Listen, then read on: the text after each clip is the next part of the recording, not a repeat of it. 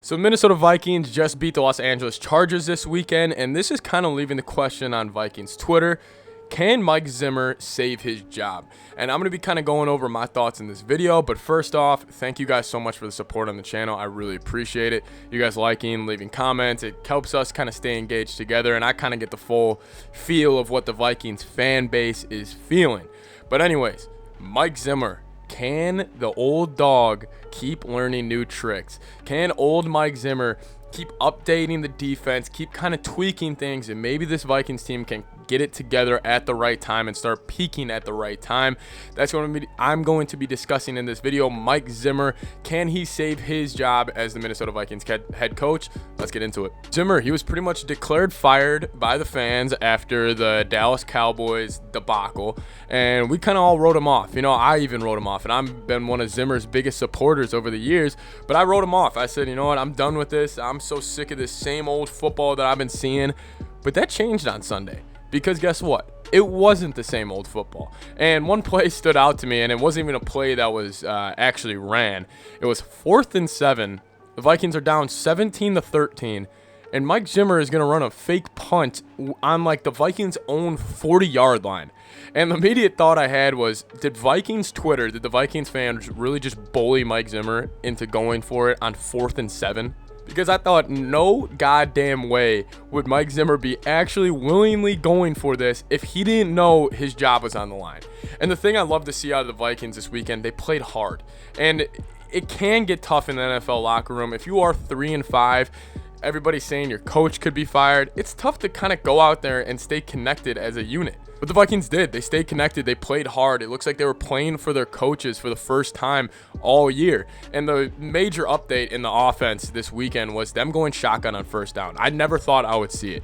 When it's not like a 2-minute drill, but them coming out middle, I think it was second quarter, and they were in shotgun on first down, and I was ecstatic about that.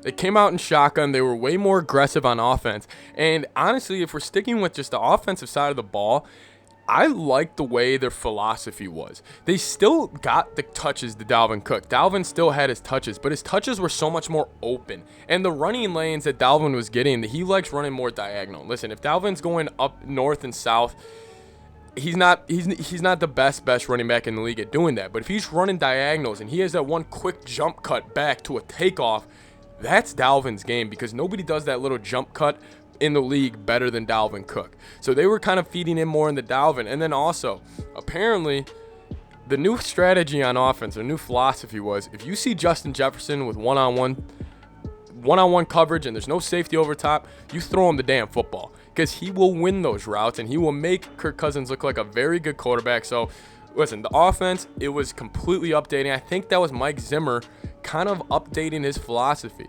So can he save his job? Let's look in the short near future. Let's just say we go out, beat Green Bay, and the defense starts getting healthy again. This defense kind of starts to get it going. Yes, Mike Zimmer can save his job.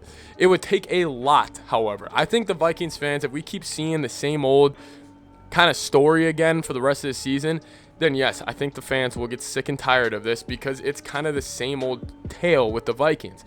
But if you're just looking off the one-game sample size of last week, I'm thinking this team is a different team than it was that played Dallas.